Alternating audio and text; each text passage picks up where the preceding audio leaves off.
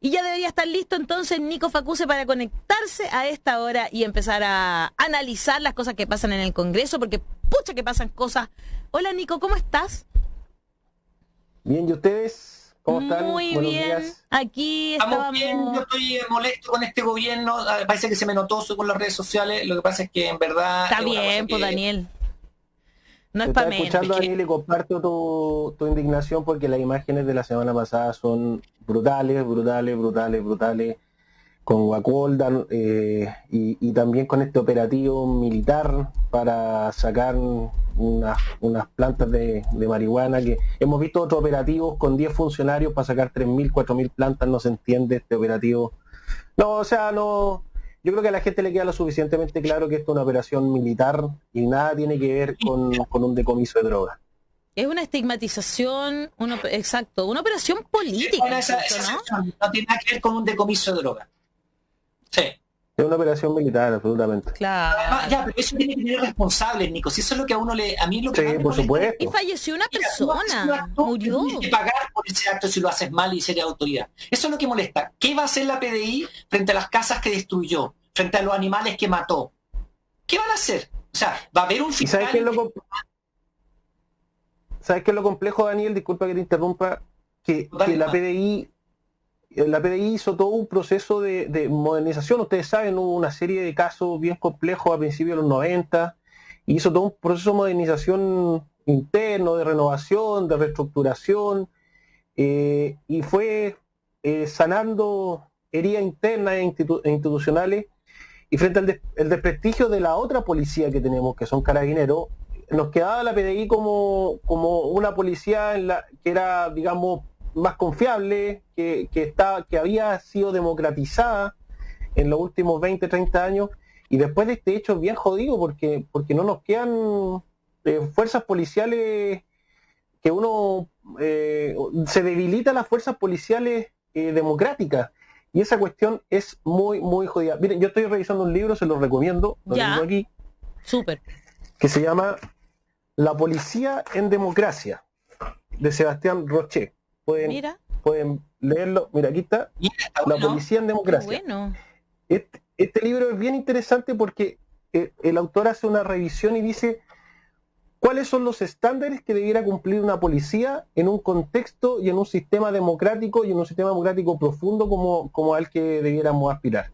Y evidentemente, con lo que ha ocurrido acá, ya no es solo Carabinero el que requiere una reforma estructural, sino que también tenemos que pensar ahora qué pasa con la PDI. ¿Cómo vamos a tener policías o un sistema policial o un cuerpo policial acorde a los estándares que exige una democracia moderna como la que aspiramos en Chile? Yo creo que aquí la pega que tenemos es brutal, es profunda Roché, y es urgente. Sebastián Roché, La policía en democracia, lo pero recomiendo. él es chileno, Sebastián Roché, el escritor es chileno. No, él ha desarrollado todo su trabajo en Francia, Mira. el No, profe de era para ciencias traerlo políticas de la como Universidad de asesor Kennedy. después de que este viejo se vaya. Oye, Bueno, yo creo que sería un buen asesor. a propósito de lo mismo, ¿qué pasa con los escaños? Justamente ya lo habían adelantado muchas personas del mundo de los pueblos indígenas, ¿verdad? Que podía suceder lo que ahora el CERVEL dice que está sucediendo, y es que hay pueblos que no han logrado completar, ¿no es cierto?, las firmas, que no, o incluso como los changos, que no tienen ningún candidato para la constituyente. ¿Qué pasa con eso, Nico? Buena pregunta. Mira, primero yo no entiendo muy bien el comunicado del CERVEL.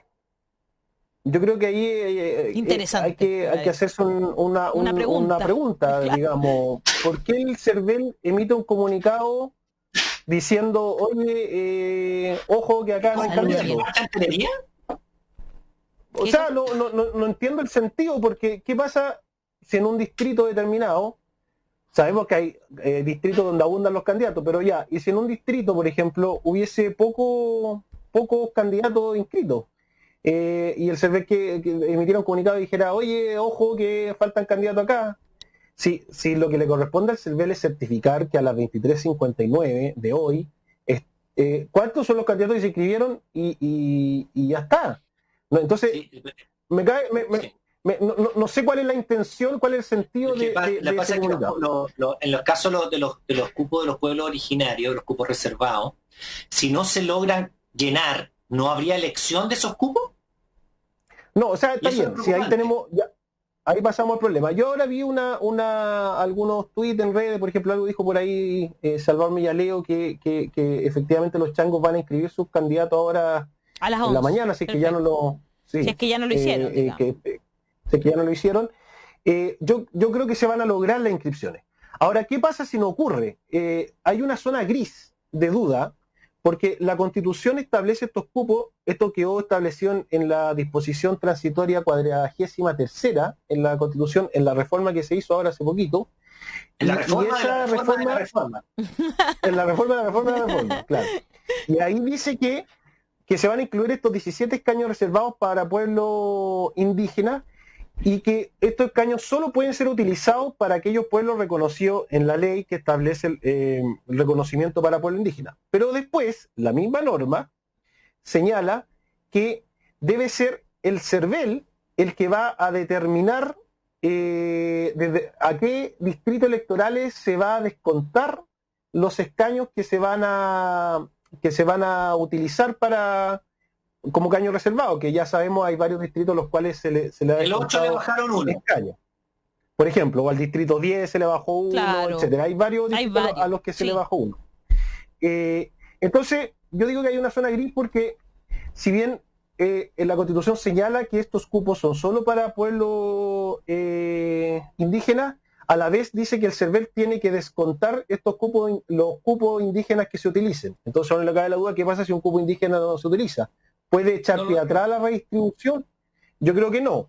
Podría ser una opción. Podría alguien interpretarlo así. Y eso implicaría sumarlo en algún otro distrito. Pero también la Constitución es súper clara en decir que estos 17 escaños son para pueblo indígena. Entonces, por ejemplo, hay una opción que la propuso el diputado Leo Soto de hacer una reforma express para redistribuir el escaño que no se utilice a otro pueblo originario que sí haya llegado con varios candidatos. Me parece interesante, sí. Un pueblo que tuvo que ceder mucho acá fue el pueblo mapuche, justamente, porque ellos en proporción debieran tener más escaños reservados, porque son más cantidad de población en Chile, pero tuvieron que ceder mucho para que pudieran ingresar los otros pueblos originarios después de que la derecha se opuso a que no fueran 23 o 24 escaños reservados, sino que solo 17. Entonces, podría redistribuirse este escaño a alguno. Y una tercera opción es que efectivamente el escaño no se ocupa nomás y que haga una convención constitucional con 154, lo cual sería muy jodido porque la reforma inicial tiene los 155 y además queda con un número par, que es un problema. Queda con una convención constitucional en par que podría producirte empate. No, por lo tanto, yo creo que está por ver. ¿Sabes lo que pasa, Nico? Perdona que te interrumpa, perdona. Pero cualquiera de esas interpretaciones tuerce la voluntad de la nariz, tuerce la nariz de la ley. Entonces, si vamos a torcer la voluntad de la ley o la nariz de la ley, bueno, hagámoslo indubio pro convención. ¿Ah? O sea, a favor de la convención y no en contra. Entonces, eso implica que se le asigna a otro pueblo, que se vuelve a un territorio que tenga más gente y se la haya, etcétera, pero siempre en pro en pro de la nueva constitución, del proceso, no en contra, pues sería absurdo, ¿no? Claro. Yo estoy completamente de acuerdo, Daniel. Yo trato de poner aquí sobre la mesa el debate que se daría en el caso de que esto no ocurra. Claro. Pero yo comparto tu criterio. Tú eres el experto, yo soy el opinante.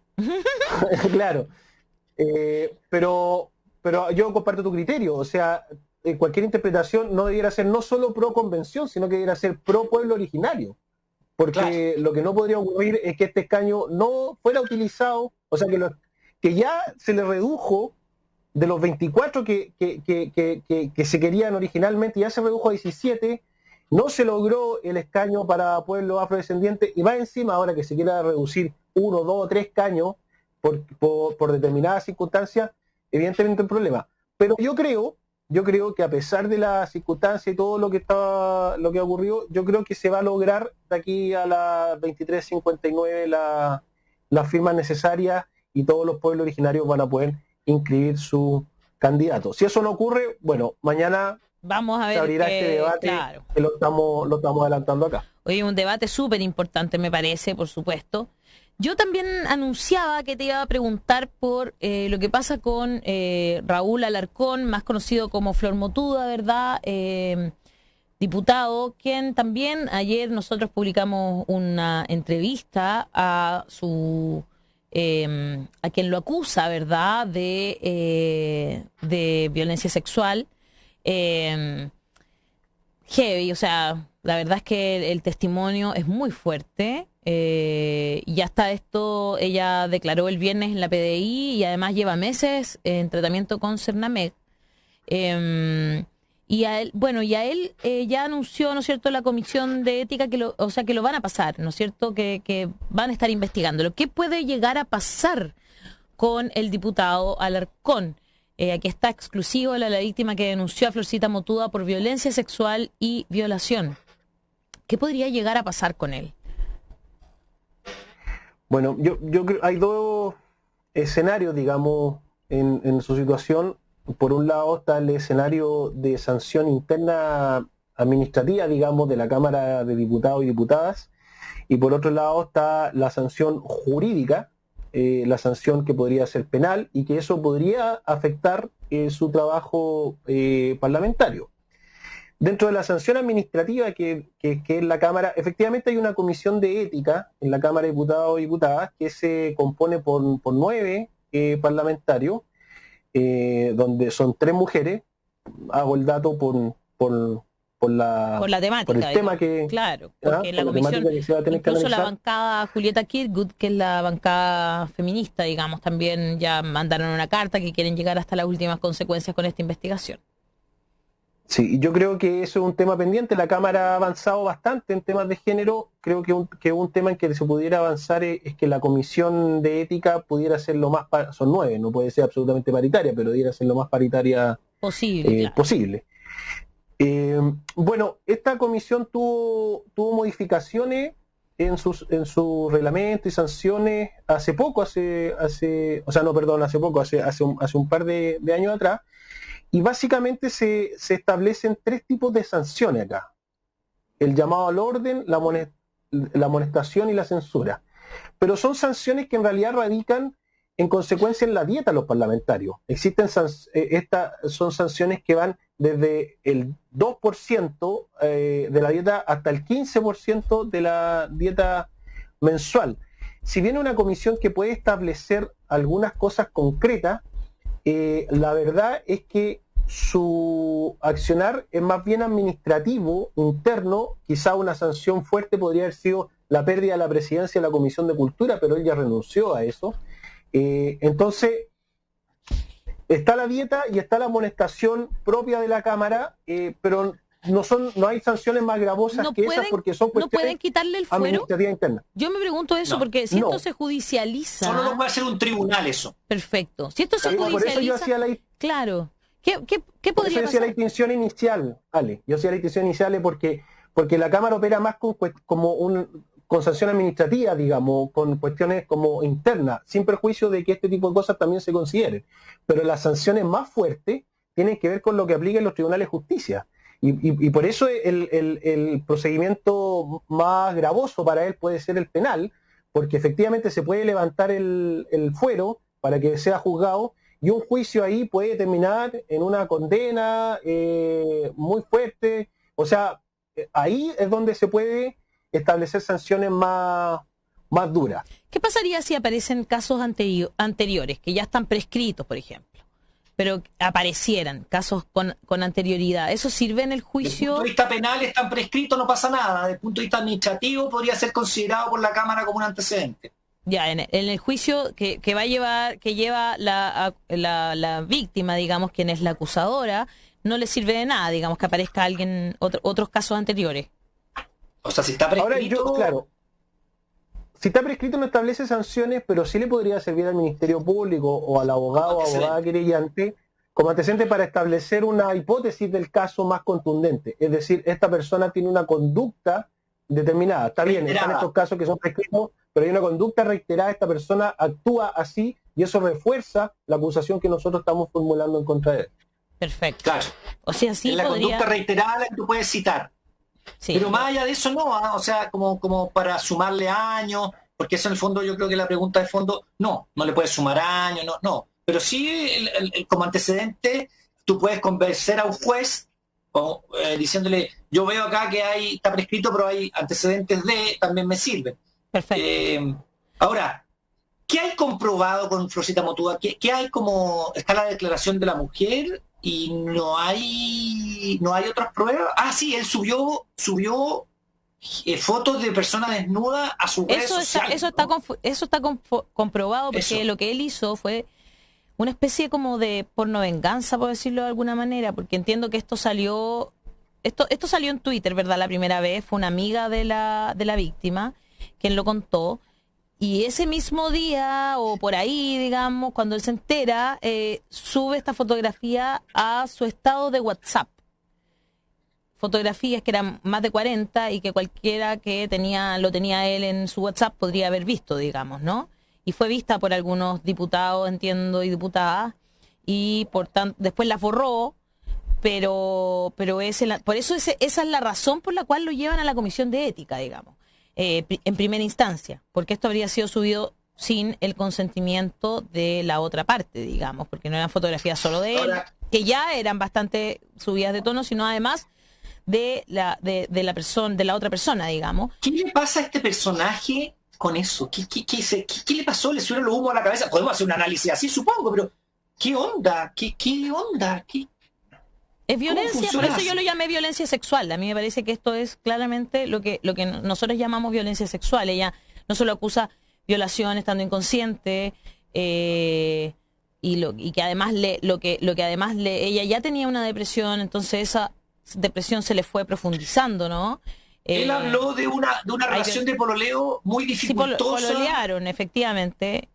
Pololearon. Y quizás fue dificultosa, pero eso no lo lleva a él a poder aprovechar. Sí, estoy diciendo lo que él dijo. Violentar a los otros. Una relación de pololeo muy difícil, muy no sé qué. Eso fue lo que él dijo. Digamos. Claro, mira, ella lleva ya un par de meses en tratamiento en Cernamec. No había judicializado el caso porque cuando ella tuvo ideaciones suicidas y cuando trataron de judicializar el caso le vino como una recaída muy fuerte, entonces prefirieron esperar a que ella estuviera mejor y el viernes finalmente sí fue a declarar a la PDI. Lo que nosotros sabemos es que le fue muy bien en el sentido de que la trató la misma comisaria que llevó el caso del Temucano, que son casos de alta connotación pública. Y la trataron muy bien, con mucha perspectiva de género, con mucha amabilidad, por lo menos algo que funcione bien, algunas de las instituciones que funcione bien en este país, por eso lo quería hacer hincapié también. Esto fue en la PDI de Ñuñoa y bueno, y comenzará una investigación, Daniel, para poder confirmar cuáles son cada una de las cosas, digamos. Nosotros antes de publicar también esto, hablamos con 3 personas más que confirmaron que habían visto el proceso por el que esta persona pasó, digamos, y resguardamos su identidad, por cierto, para no revictimizarla. Así que, bueno, eso es lo que... Veremos entonces qué va a pasar, veremos qué va a pasar en la justicia, pero parece que la sanción administrativa no podría ser mucha, digamos, ¿no? Eso va a depender del tribunal, más bien por lo que nos está contando Nico. Nico, pasemos a otro tema que nuestro... Sí, dígame. Si puedo hacer un comentario como para adelante, para el futuro. Hay algunos partidos, porque aquí hay que elevar los estándares en la política con muchos temas y evidentemente este es fundamental. Hay algunos partidos, yo conozco al menos el caso de las resoluciones del Congreso General del PS, en que se adoptó la decisión de que no se llevan candidatos que tengan antecedente alguno relacionados con agresiones sexuales, abuso de violencia intrafamiliar o cualquier tipo de violencia de género. Yo creo que las organizaciones políticas, independiente del color incluso, debieran avanzar hacia estándares que eviten que este tipo de personas, yo no sé si él tiene antecedentes antes, pero digo en general, que personas que tengan cualquier tipo de antecedente puedan presentarse a cargos de representación política, porque evidentemente una persona que es un agresor no puede ocupar espacios que se le han confiado públicamente para ejercer labores de representación. Yo creo que es importante emplazar a las organizaciones políticas a que avancen hacia esos estándares. Absolutamente. ¿Y no pago de pensiones de alimentos, Nico? También, yo creo que también debiera ser una inhabilidad. ¿El PS presenta a candidatos que no paguen pensión de alimentos? La DC, no. El PPD, RD, Convergencia, el Partido Comunista, la UDI, RN, Bópoli, etcétera, ¿presentan candidatos que adeuden pensión de alimentos? Es una buena pregunta. Una buena pregunta. Podrían pasar la lupa por ahí. Y ahí hay lo que nosotros llamamos también la violencia económica, ¿no? Entonces, como decía la Red Chilena contra la Violencia hacia la Mujer, no más agresores en cargos públicos. Esto no debería pasar. Y realmente cuando son acusados debería congelarse todo, como en el caso de Flor Motudo entiendo que eso ha sucedido, ¿no? O sea, ha quedado todo bien congelado. Igual él sigue siendo parlamentario, ¿eh? Ojo, él sigue votando en sala, sigue participando. Eso es lo que no debería pasar, ¿no? Como que ahí debería restarse de todo. Lo que pasa es que ahí prima el beneficio de... o sea, no el beneficio. Nadie puede ser condenado antes de ser... Claro, tú tienes una prima... inocente hasta que lo pruebe. Sí, claro. No, por eso dije congelar, yo no dije expulsar. Es que si le congelas, hay un prejuicio. Es una cuestión jurídica bien discutible. Bien discutible. Yo creo que ahí hay mucho que conversar, me parece muy interesante. Pero fíjate que también que te quería llevar hacia otro tema que quería conversar contigo, porque hay temas que se vienen y hay mucha gente preocupada de esto. El TPP-11. ¿Qué pasa con eso, Nico Facuse? ¿Se conversa esta semana realmente en el Mójatelas, Nico Facuse. Mira, el gobierno le hizo una jugada de póker, subiéndole la urgencia al proyecto. Ustedes saben, lo hemos comentado aquí, los proyectos tienen distinta urgencia y le puso la máxima urgencia posible, que es la discusión inmediata. Este proyecto estaba sin movimiento desde antes del estallido, digamos. De hecho, creo que el último movimiento que tuvo, para ser bien preciso, fue esa misma semana, la semana anterior al estallido. ¿Ya? Bueno, la cosa es que ¿qué ocurre? El proyecto fue aprobado en la Comisión de Constitución del Senado en ese momento, octubre de 2019, y lo que resta ahora es votarlo en la sala del Senado, ¿ya? Y el proyecto ya fue aprobado en la Cámara de Diputados y Diputadas. Ojo con eso, la metida en la Cámara de Diputados ha pasadito colada. ¡Qué vergüenza! A mí me gustaría ver quién y cómo votaron, ¿sabes? De verdad, quiero saber cómo votaron cada uno de los diputados con respecto al TPP-11. Me parece muy terrible que se haya aprobado. Bueno, ya, entonces tiene que pasar. Fue aprobado el 17 de abril del año 2019 en la Cámara de Diputados y Diputadas. Bueno, ya se aprobó la Comisión de Constitución del Senado y ahora se tiene que votar en sala. Entonces el gobierno le pone esta discusión inmediata y dice que ha hecho un trabajo prelegislativo. Yo tengo mis dudas de ese trabajo prelegislativo. El trabajo prelegislativo es para generar las condiciones para que un proyecto se apruebe. Y yo tengo las dudas que eso se haya hecho, que el gobierno lo haya hecho bien. Como bien decía Daniel antes, el gobierno suele hacer las cosas mal y yo tengo mis dudas si que esto lo hizo bien como ha planteado. ¿Por qué? Porque ayer salió una carta de los senadores Pizarro, Lagos Weber e Insulza, que son senadores que están más proclives a apoyar el tratado, diciendo que el gobierno se ha equivocado en acelerar una discusión en este momento a puertas de un proceso constituyente como el que va a tener Chile, que el país no está en las mismas condiciones que cuando esto se estaba discutiendo en octubre del 2019 y que a pesar de que ellos pudieran tener simpatía con el tratado, no es posible acelerar el debate en los términos en que se está acelerando e imponiendo los términos en cómo lo está imponiendo el gobierno. Entonces, yo creo que esta jugada no sé si va a resultar, porque el Senado, si bien el gobierno puede poner la urgencia, son las bancadas las que terminan determinando las tablas en la sala. Y si las bancadas de oposición, que son más, están en contra de votar esto ahora, probablemente esta cuestión no se vea. Ya hay una posición que se ha expresado claramente en esta carta el día de ayer en senadores que son influyentes en esta materia, así que yo creo que el gobierno se equivocó, puso el pie en el acelerador, y esto puede terminar en... No, explícate eso, porque se supone que las urgencias las pone el gobierno. Si el gobierno dice máxima urgencia, tiene que verse en 48 horas. Eso es lo que yo tengo entendido, ¿sí? 6 días, se tiene que despachar en discusión inmediata, se tiene que despachar en 6 días, la urgencia la puso... La inmediata es la más rápida, no, la más rápida es una en 48 horas. La inmediata es la más rápida. La inmediata es la más rápida, que son 6 días. Y en las comisiones mixtas son 3. Eso, ya. Pero entonces, ¿pero qué? ¿Pero las bancadas pueden pararlo, pueden frenarlo? Lo que pasa es que este no es el único proyecto que tiene discusión inmediata. Hay más proyectos con discusión inmediata. Y los comités parlamentarios, claro, y los comités parlamentarios ven qué proyectos con discusión inmediata se ven. Entonces, después de que ocurrió esto, yo no sé si los comités van a ver o van a ver otro proyecto. Y la urgencia de esto puede vencer y no se alcanza a despachar nomás. Claro. ¿Cómo vencer hasta los 6 días y no se vio? Claro, o sea, si no se despacha, se vence la urgencia y el gobierno después tiene que decidir si la repone o no repone esa urgencia. Pero si el efecto de reponerla va a ser... ¿Urgencia simple o vuelve a tabla nomás? Queda sin urgencia, queda en estado de tabla pero sin urgencia. Y en estado de tabla deben haber 50 proyectos. Nos mandaron el dato... 50 espera un poquito, pero ¿cómo va a haber 50 proyectos con urgencia inmediata si en 6 días tú no puedes sacar?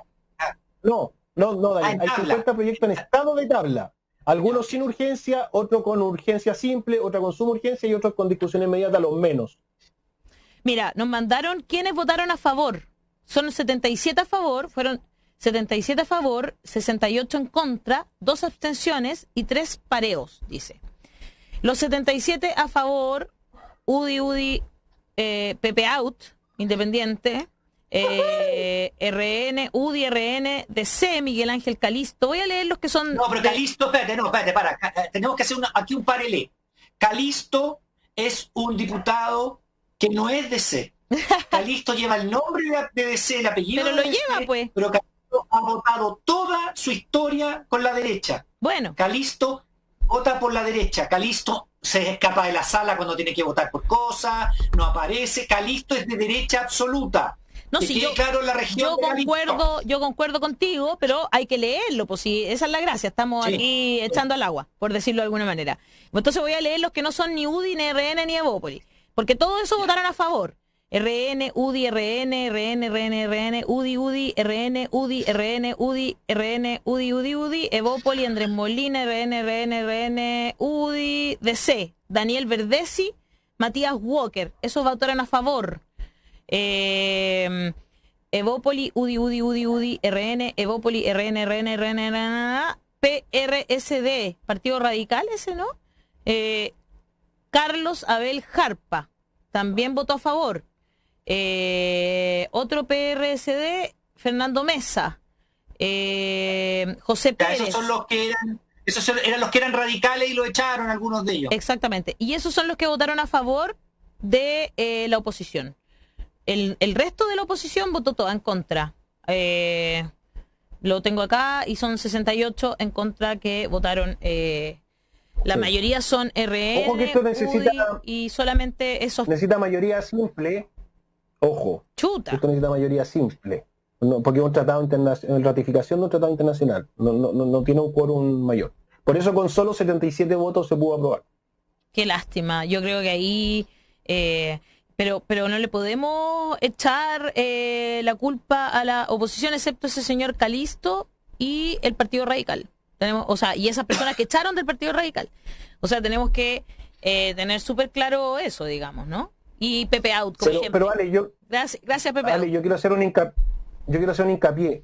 Más allá de lo que pueda o no ocurrir con este tratado, porque se va a abrir un debate, yo sé que ustedes lo han hecho acá, porque que se yo han habido cambios, y desde esa fecha hasta ahora el país ha cambiado, y también del tratado se salió Trump, y lo han confirmado otros países, y otros, bueno.